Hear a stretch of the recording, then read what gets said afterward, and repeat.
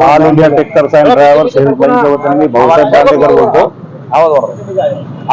आमच्या जे ड्रायव्हर भावावर जे अत्याचार झाला, काळा कानून लावण्यात आलेला आहे, तर हा शासनानं पाठीमागे घ्यायला पाहिजे. कारण सडक सुरक्षेसाठी कायदा हा गरजेचा आहे, परंतु ड्रायव्हर हा पळून का जातो, कशासाठी जातो? कारण त्याच्या जीवाला धोका असतो. त्याच्यामुळे शासनाने जे ड्रायव्हरला सुरक्षा देणं गरजेचं आहे, तो सुरक्षित नसतो, त्याच्यामुळे तो चालला जातो पळून तिथून. शासनाने हा जो काळा कायदा लावला हा परत घ्यायलाच पाहिजे.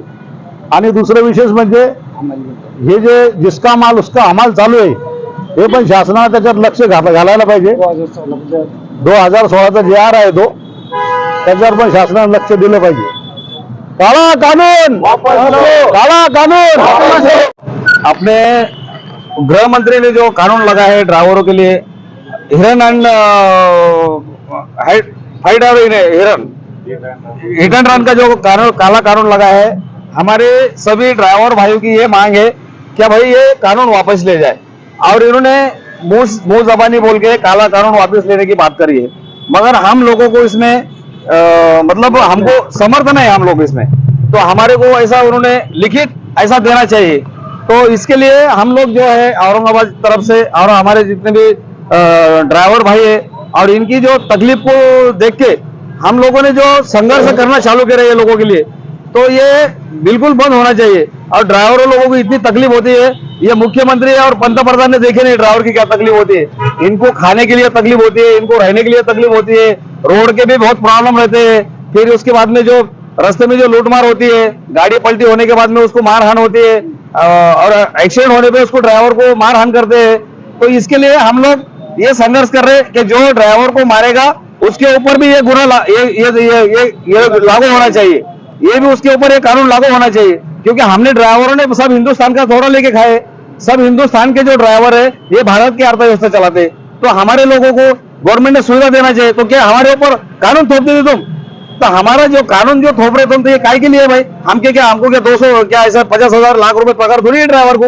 तो ये गवर्नमेंट ने जो है ये काला कानून वापस लेना चाहिए. और ड्राइवर जैसे एकेडमी चल रहे हैं अपने भारत देश की, तो ये ऐसी चलना चाहिए. इसलिए हमारे इतने सभी ड्राइवर भाइयों की और मोटर मालिकों की ये विनंती है कि भाई इसके बाद में ये काला कानून जो है ये वापस लो. फिर हम लोग भी सुकून से जिएंगे, हमारे बाल बच्चे भी सुकून से जिएंगे, और हम देश को भी चलाएंगे. ऐसा नहीं कि हम देश को नहीं चला रहे. आज हम लोगों ने 2 दिन के लिए थोड़ा सा ब्रेक डाउन क्या कर दिया, हमारा देश पूरा अंधारे में डूब गया था. हमारा देश जो है अंधारे में डूबने की बारी आ गई थी, मगर हमारे भाइयों को ये कदर आई है देश की, क्या वो वापस और इसके ऊपर और स्टीयरिंग पकड़ ली है लोगों ने. क्यों? क्या हमारे देश की इकोनॉमी नहीं खत्म हो जाएंगे और हमारे देश को बहुत बड़ा नुकसान होगा इसके अंदर. इसके लिए मेरा नाम वजीर इमाम शाह, मैं Aurangabad president all India truckers and driver helpline का. तो ये इतना ही बोलूंगा. और इसके जो भी है हमारे सभी इतने जो ड्राइवर भाई जो जमा हुए हैं, इनकी तरफ से भाई सबको नमस्कार करूंगा. जय हिंद, जय महाराष्ट्र. मैं Azhar Patel, Maharashtra secretary all India truckers and driver helpline Aurangabad.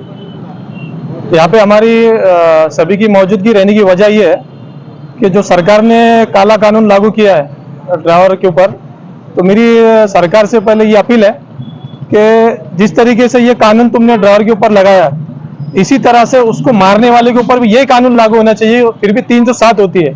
307 इसलिए होती है कि अगर उसको मारते वक्त अगर उसको जख्म हो गया तो 307 के वो हकदार बनता है. सबसे पहले तो ये कानून की भी उसके साथ साथ अगर कानून ड्राइवर के हिसाब से बनाया आपने, तो मारने वाले के ऊपर भी वही कानून उसी वक्त में पारित करना चाहिए था. अभी जो चॉकलेट दी दिया कल, क्या भाई हमने कानून जो वापस लिया, ये सिर्फ लॉलीपॉप है, यह कानून वापस नहीं है. अगर आपने लिया है तो आप एक महाराष्ट्र लेवल पे राज्य सरकार के थ्रू एक कलेक्टर को ये निवेदन देना चाहिए, प्रेस नोट निकालने चाहिए कि ये कानून हमने लिखित रूप से वापस कर दिया है. लेकिन जबानी लॉलीपॉप जो जिस तरीके से दिया सरकार ने, ये बिल्कुल सरासर गलत है. और दूसरी बात, मैं एक बात बता दूं कि अगर ये कानून लागू है तो यही कानून सरकारी अस्पताल में भी लागू होना चाहिए, प्राइवेट अस्पताल में भी लागू होना चाहिए.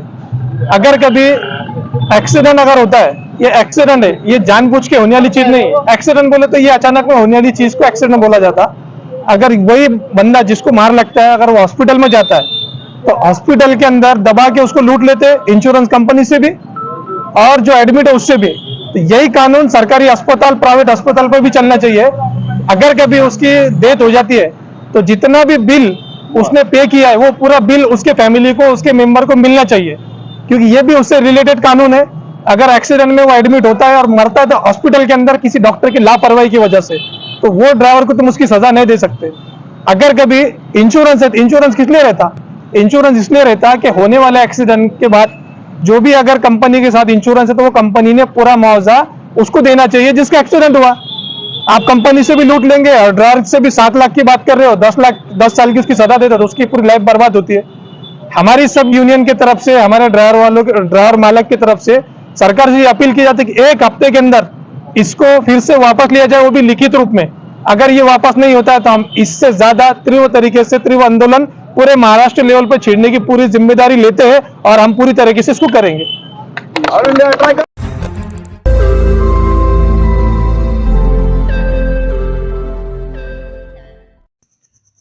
रोज नई खबरों को देखने के लिए हमारे औरंगाबाद समाचार चैनल को सब्सक्राइब कीजिए और नोटिफिकेशन पाने के लिए हमारे बेल आइकन को दबाइए ताकि हर खबर की नोटिफिकेशन आपको मिलती रहे।